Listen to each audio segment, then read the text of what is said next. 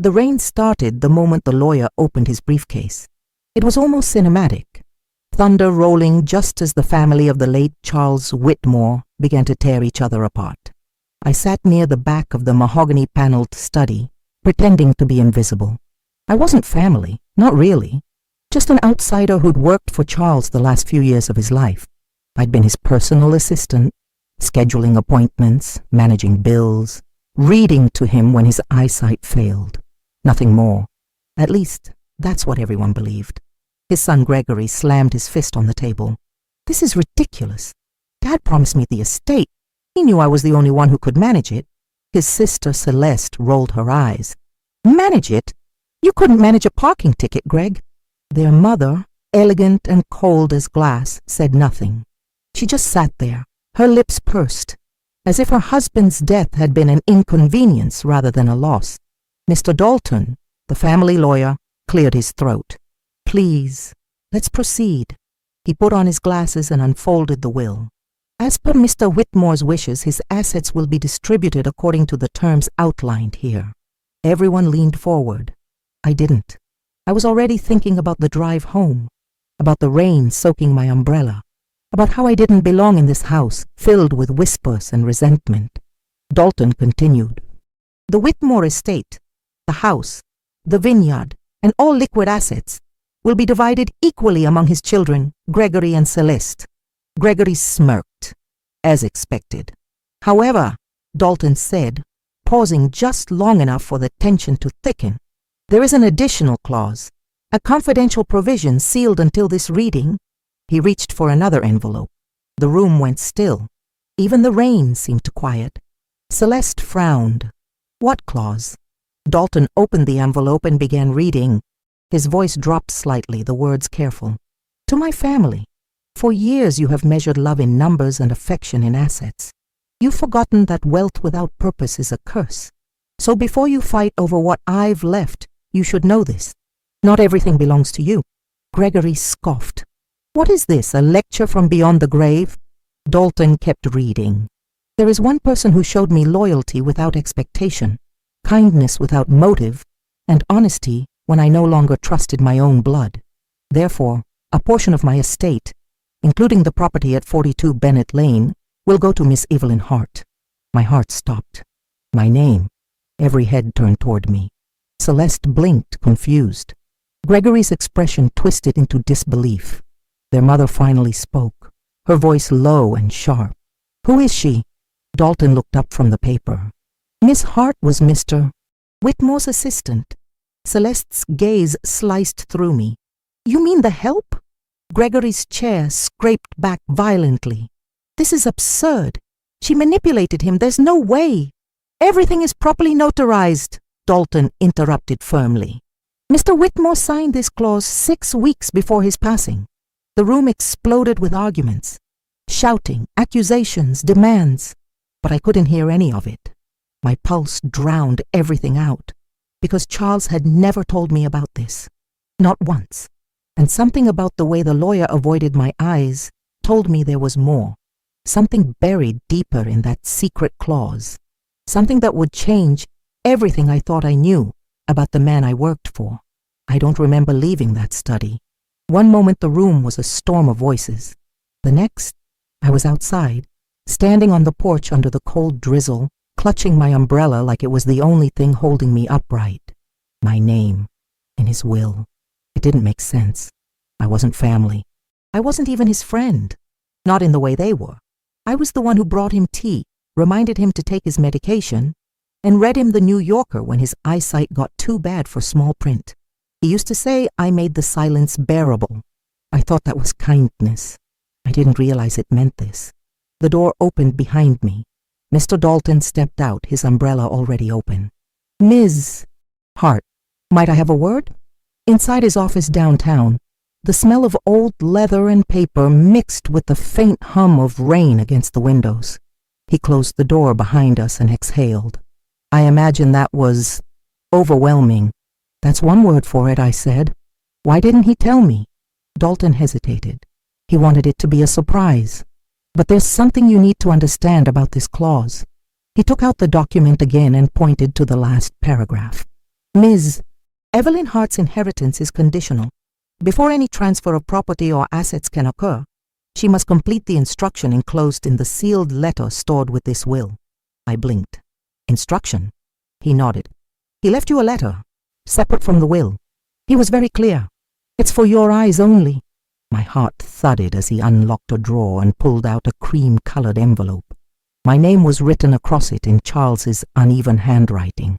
I held it carefully, almost afraid to open it. What happens if I don't follow the instructions? Then the inheritance reverts to the Whitmore family trust. Of course it does. I turned the envelope over and broke the seal. His handwriting filled the page, shaky but unmistakably his. Evelyn, if you're reading this, it means I'm gone, and my family is doing exactly what I feared they would. Fighting. Don't hate them. They've never known a life that wasn't measured in worth and ownership. You showed me something they never could. Dignity. You reminded me who I was when I'd almost forgotten. The house at Bennett Lane isn't just a house. It holds something I couldn't bring myself to destroy. Not yet. I want you to find it. Decide what to do with it and then tell them the truth. If you succeed, the property and everything it represents is yours. If you don't, they'll get what they deserve. Emptiness. Trust your instincts, Evelyn. You were always the only one who listened. Charles Abate. I lowered the letter slowly. He wants me to find something, I whispered. Dalton looked uneasy. Something hidden? I nodded. At the house on Bennett Lane. He hesitated as if debating whether to speak. Then you should be careful. Gregory and Celeste won't take this lightly. They'll see you as a threat now. I met his eyes. They already do. That night, I sat at my kitchen table with the letter under the dim yellow light, tracing the ink where his hand had trembled. Find it. Decide what to do with it. Tell them the truth. But what truth? I knew Charles had secrets. Everyone in that house did. But whatever he'd left behind was enough to risk his legacy over. And if his children were willing to fight over money, what would they do when they found out their father's final gift wasn't cash, but a secret meant only for me? Bennett Lane sat on the edge of the Whitmore vineyard, just beyond the iron gates that kept the world at bay. I'd driven past it 100 times, never realizing the old cottage tucked behind the trees was his. It was smaller than the main estate, quiet, weathered, forgotten. The driveway crunched under my tires as I pulled up. The air smelled of wet earth and pine. A faint mist hung between the vines, curling around the roof like breath. For a moment I just stood there, clutching Charles's letter. I'd expected something grand, a place full of locked safes and hidden paintings. But the house looked almost ordinary, except for the stillness, a kind of hush that felt deliberate. When I stepped inside, the first thing that hit me was the smell, old books and sandalwood. His scent, it stopped me cold. I half expected him to appear in the doorway, smiling that gentle, wry smile. The cottage was neat, too neat. Dust didn't dare settle here. His favorite reading chair faced the window. A half-finished crossword lay on the side table beside an empty teacup. Everything felt like he'd just stepped out and would be right back. I walked from room to room, searching. There was no safe, no hidden compartment, nothing that screamed secret fortune. Only his things, sketches, notebooks, letters, and stacks of handwritten lists. It wasn't until I entered the study that I found it. A small locked chest under his desk, half hidden by a blanket. A tag hung from the latch, marked simply, "For Evelyn, when the fighting begins." My heart raced. I ran my fingers over the keyhole, old-fashioned brass. I didn't have the key, and then I noticed the bookshelf. One volume was sticking out slightly, The Odyssey, Charles's favorite. When I pulled it free, something clinked to the floor, a small key. I smiled, despite myself. "Always dramatic, Charles," I whispered. The key fit perfectly. The chest clicked open. Inside, wrapped in linen, were folders, letters, and a single USB drive labeled The Whitmore Trust, revised. I unfolded one of the letters and froze. To whom it may concern, the enclosed documents reflect the diversion of certain Whitmore assets from offshore accounts, previously hidden from taxation. These funds were established under Gregory Whitmore's name. I sat back, my pulse thundering. This wasn't a treasure. It was evidence. Proof of something illegal. No wonder Charles had hidden it. He hadn't been protecting money. He'd been protecting me. My hands trembled as I reached for the next envelope, addressed to me. Evelyn, if you're reading this, then my children are likely tearing each other apart. I left this to you not to punish them, but to save them from themselves. These documents reveal what I should have faced years ago. Gregory's misuse of company funds and Celeste's silent complicity. I was too weak to confront it. You, however, are not. You see the truth without anger. Use this wisely. Expose it if you must, but know that doing so will destroy them. If there's another way, find it. Whatever you decide, the choice and the burden are yours. I sank onto the floor, the letter shaking in my hands. Outside, thunder rolled again. He'd left me with a weapon, or a mercy, depending on how I used it. And I had no doubt. If the Whitmores found out what I'd discovered, they wouldn't stop at words or threats this time. The secret clause wasn't about inheritance. It was about truth, and I was now the only one who knew it. I didn't make it 24 hours before the storm broke. The morning after I found the chest, I woke to the sound of someone pounding on my door. I'd barely slept. Charles's letters and the USB drive were still spread out across my kitchen table, haunting me with choices. When I opened the door, Gregory Whitmore stood there, drenched, furious, and wild-eyed. His car still idled in my driveway, headlights slicing through the fog. "How did you find me?" I asked. He didn't answer. He pushed past me, dripping rain on the hardwood floor. "Where is it?" "Where's what?" I said, though I already knew. He turned, jaw clenched. "Don't play stupid, Evelyn. I know about the cottage. I know you were there." My stomach dropped. "Who told you?" "Someone saw your car on the property. You think we wouldn't notice?" He took a step closer. "That house belongs to my family. Everything in it belongs to us." "No," I said softly. "Not anymore." He froze. "What did you just say?" I walked past him, forcing my hands to stay steady, even though my pulse was slamming in my ears. Charles left it to me, legally, along with what's inside. For a second, his composure cracked. He glanced toward the table, where the edge of a folder peeked out beneath a coffee mug. "What's that?" I moved between him and the documents. "Nothing you're entitled to." He laughed, low, bitter. "So this is your plan? You think you can blackmail us?" "I'm not blackmailing anyone." "Then what are you doing?" "I'm deciding how much of your father's truth the world deserves to see."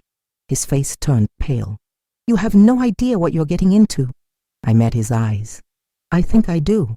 Your father was protecting you until the end, and you're still too arrogant to see it." Gregory stepped closer until I could feel his breath.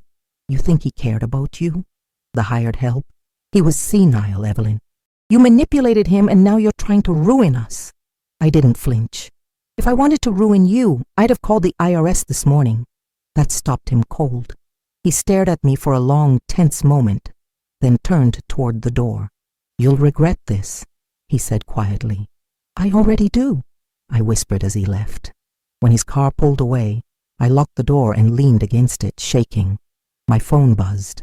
A text from an unknown number. "Stop digging, or you'll end up like him." My stomach twisted. This wasn't just family anger, it was a threat. I gathered the documents, stuffed them into a waterproof envelope, and drove straight to Lydia, the lawyer.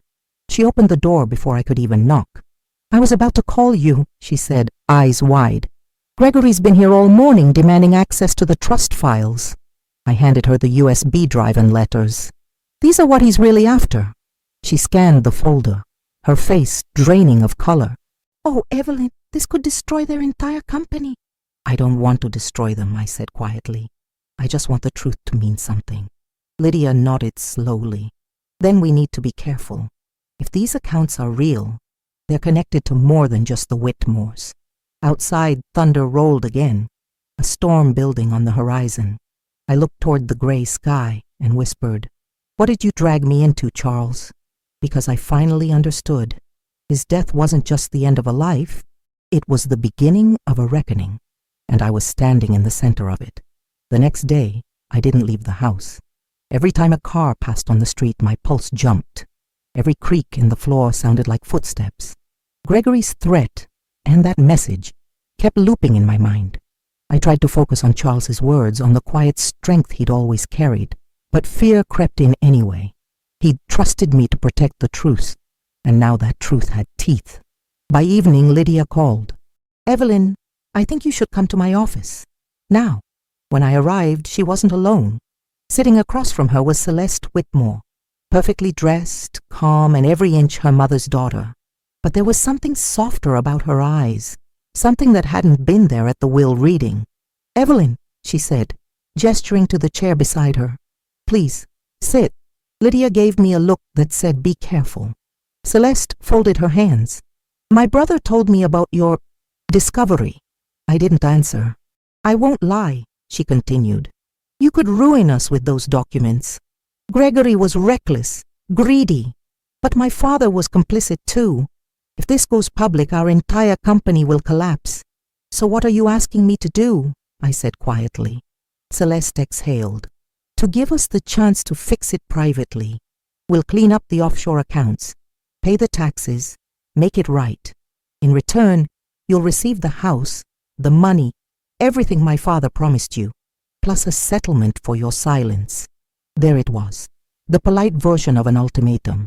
And if I say no? Her smile didn't reach her eyes. "Then you'll be dragged through court for years. Gregory will paint you as a manipulative caretaker who preyed on a dying man. You'll lose everything, reputation, career, peace." I looked at her, at the calm cruelty behind that soft tone, and for a moment I saw the family Charles had spent years trying to protect me from. "Your father didn't trust you," I said softly. "He trusted me. Maybe ask yourself why." Celeste's eyes flickered, just for a second, before she stood. "You have 48 hours to decide." After she left, Lydia closed the door and rubbed her temples. "She means it. They'll bury you in legal fees if you refuse." "I don't care about money," I said. "I care about what Charles wanted." Lydia hesitated. "Then you should know. I did some digging of my own. Charles didn't just choose you because you worked for him. He named you because you're in his file as next of kin." I froze. "That's impossible." She turned the folder toward me. "You're listed as his emergency contact, and in a confidential medical record, you're named as Evelyn Hart Whitmore. He added your name as a beneficiary on his health directive last year." I felt the floor tilt. "He never told me." "Maybe he didn't want to embarrass you, or maybe he wanted to protect you legally." My throat tightened. "He made me family." Lydia nodded. "Which makes you the only person with the authority to decide what happens next." I walked out of her office into the cool night air, my mind spinning.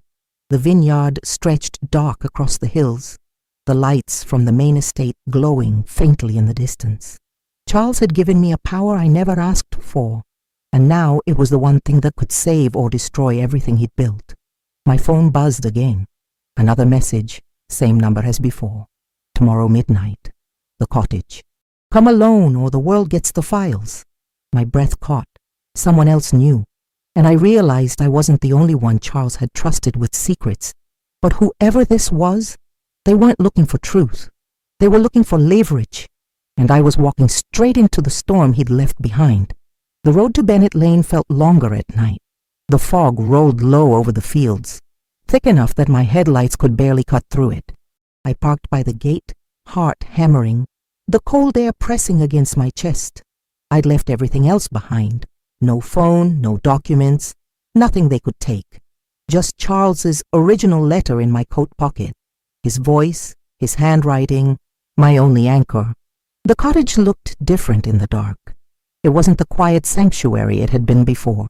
It felt alive now, watching, waiting. When I stepped inside, a single lamp was already on. Someone had been there first. "Right on time," a voice said from the shadows. Alan Pierce stepped forward, just as I remembered from the photo Lydia had shown me. Sharp suit, sharper smile. "You've caused quite a mess, Ms. Hart." I swallowed hard.